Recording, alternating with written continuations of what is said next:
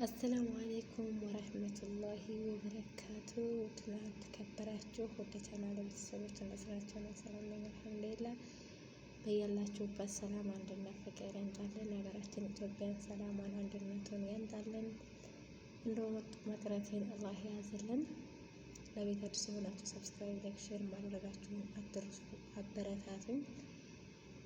ወዳችሁ ፈቅዳችሁ መታችሁ አብሽሪ ጠንከሪ ለምትሉኝ ጀዛኩሙላህ ኸይር አበረታቱኝ ማለት ነው ውዶቼ። አላህ ሱብሃነሁ ወተዓላ የየመን መንገድ አላህ ይዝጋው። ብዙ እናቶች አለቀሱ። የየመን መንገድ ነገ ሀገር ተረካቢ ወጣት ዛሬ በመንገድ ላይ እየቀሩ ነው እና እንደ የየመን መንገድ አላህ ይዝጋው። ሀቂቃ በጣም ነው የሚያሳምመው። በሀገራችን ግማሹ በባህር ያልቃል፣ ግማሹ በጦርነት፣ ግማሹ በራብ። በሀገራችን ያለው ሁኔታ በጣም ልብ የሚነካ ነገር ነው። አላህ ሱብሃነሁ ወተዓላ ሀገራችንን ሰላሙን፣ አንድነቱን፣ ፍቅሩን ያምጣልን። ወጣቱም አይፈረድበትም። አገር ላይ ሆኖ ስራ ጠፋ። ስራ ሲጠፋም ኸላስ በባህር መተን እንሙት ሆነ። በባህር እየመጡ እንደ ቅጠል ረገፉ። አላህ ሱብሃነሁ ወተዓላ ሀገራችንን ሰላሙን ያምጣልን። ትምህርት ተምረው እንዳልተማሩ በጣም የሚያስጠላ ጊዜ ላይ ነው ያለ ነው። አንድ ሰው ትምህርት ከተማረ ደግሞ ስራ ይይዛል እንጂ እንደገና ቁጭ ብሎ ስራ ይፈልጋል። በሀገራችን ላይ በጣም የሚያሳዝን ጊዜ ላይ ነው ያለ ነው። ወጣቱ በጣም ተስፋ ቆርጧል። ወጣቱ በመቃምና በማጤስ ብቻ እየሆነ ነው ያሉት። አላህ ሱብሃነሁ ወተዓላ ሀገራችንን ጥሩ መሪ አንጥቶ ወይም ደግሞ ይሄ ሰውዬ እኛ ቢመጣ ለእኛ የተሻለ ከሆነ ወይም ደግሞ አላህ ልቦና ሰጥቶት ሀገራችን ላይ ሰላሙን፣ አንድነቱን ያምጣልን። አገር ሰላም ካልሆነ እኛ ብንለፋውን ፋይዳ ስለሌለው አላህ እንደው ሀገራችንን ሰላሙን፣ አንድነቱን፣ ፍቅሩን አንጥቶ በሀገራችን ላይ ሰላሙን ይመልስልን።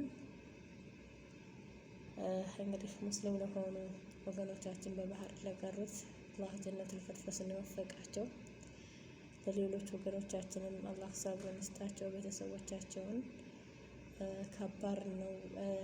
እናት ዛሬ ይመጣል ነገ ይመጣል እያለች ቀይ ስታይ የየመን ባህር ስንቱን ወጣት በላው። የየመን ባህር ስንቱ አለቀ፣ ስንቱ እናት አለቀሰ። አረ የኢትዮጵያ እናቶች አለቀሱ።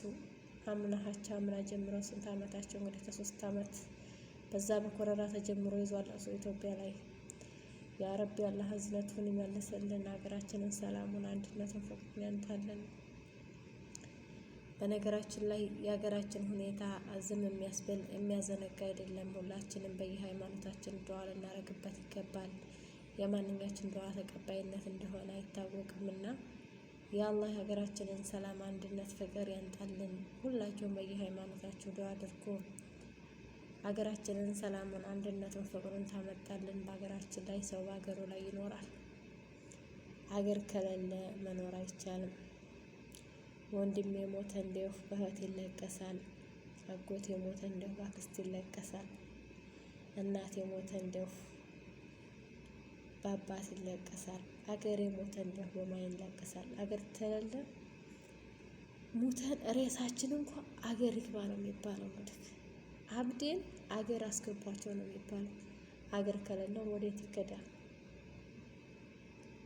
ምንም ነገር ታይኖረን በባዶ እግራቸው ለምሳሌ ወንዶች ሆኑ ገጠር ላይ በሚያዙ ሰዓት ጫማቸውን እንኳን ሳይለብሱ ነው የሚያዙ። ግን ወደ ሀገር አስገቧቸው ነው የሚባለው።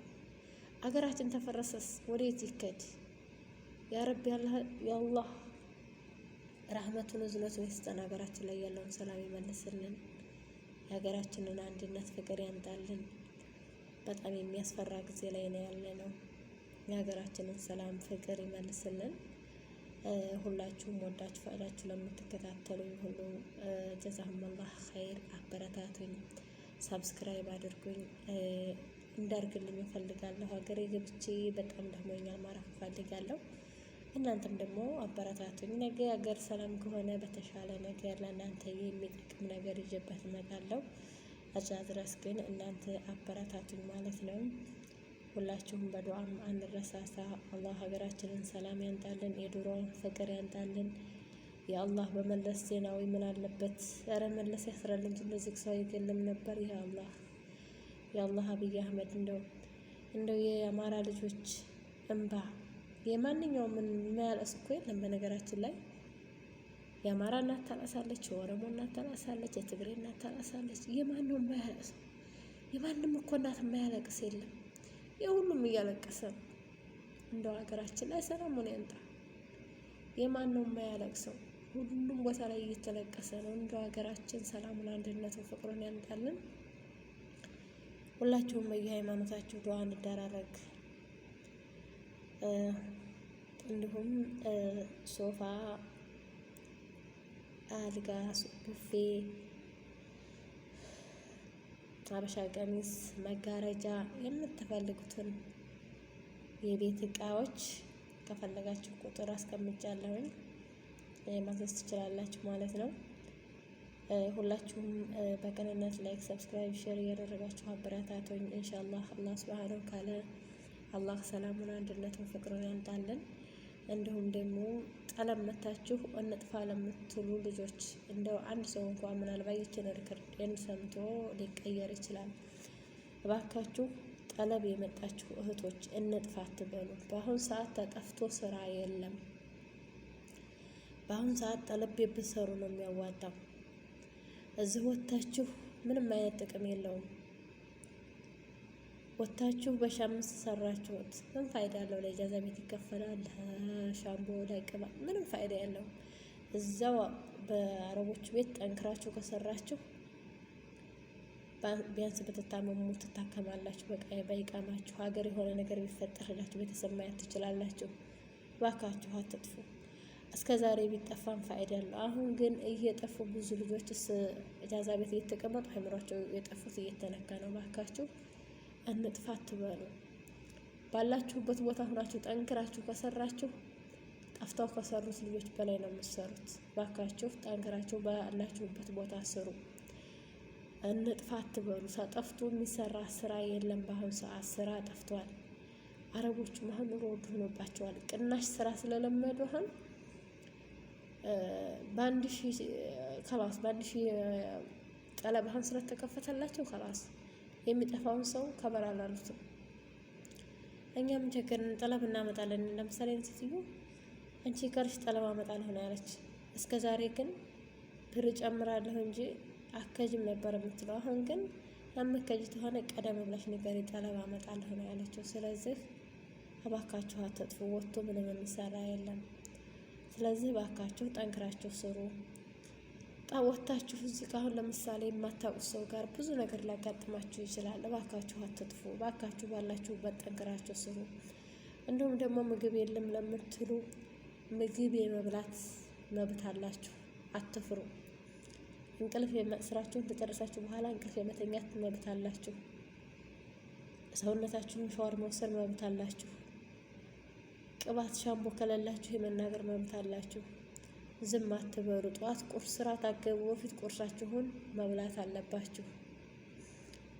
እና ሁላችሁም ሙዶች የሸርሸር እያደረጋችሁ አበረታቱኝ። አዲስ የመጣችሁ ልጆች ምግብ ብሉ፣ አትፍሩ፣ አትጨናነቁ። ስራችሁን በአግባብ ስሩ። ስልክ አታብዙ። አረቦች ከሚጣሉት ባህሪ ፊታቸው ስልክ አታውሩ። ፊታቸው ስልክ እንደውም አንዲት በቅርቡ አንዲት አረብ ስራ ፈልግልኝ ያለ ምነው ሰራተኛ ፈልግልኝ አለችኝና ሪከርዶም ሰው ስቃቸው አታበቃ ሰማዕት አድርጋ 40 ይዛ ግርግር ማትል ተጠራት እና እንደው ባሰራው እንኳን ጠይብ የምትል 10 ጊዜ እረፍት ልውጣ ማትል ሶላቷን በአግባቡ የምትሰግድ እንደው በጣም የምታስቀውና በአሁኑ ሰዓት ምን መሰላችሁ ስልክ አሁን አብሶ አዲስ የመጡት ስልክ ላይ ቁጭታ ነው። ሁሉም ነገር ምግብ ለመብላት ራሱ የሚረሱ ልጆች አሉ። እኔ ስላየሁት ነው። ስለዚህ ስራችሁን በአግባቡ ተጠቀሙ። ምግብ በአግባቡ ብሉ። እንቅልፋችሁን በአግባቡ ተኙ። አትፍሩ። መፍራት ታይሆን ጊዜያቸውን በስነ ስርዓት ተጠቀሙ። አብሽሩ ኢንሻአላህ። አላህ ሱብሃነሁ ወተዓላ ሀገራችንን ሰላም አድርጎ ከስደት አውጥቶ በሀገራችን ላይ ይሰብስበን ያ ረብ። በአዲስ እስክንመጣ ድረስ ባላችሁበት ሰላም፣ አንድነት፣ ፍቅር ይብዛልኝ። ሰላሙ አለይኩም ወረህመቱላሂ ወበረካቱ።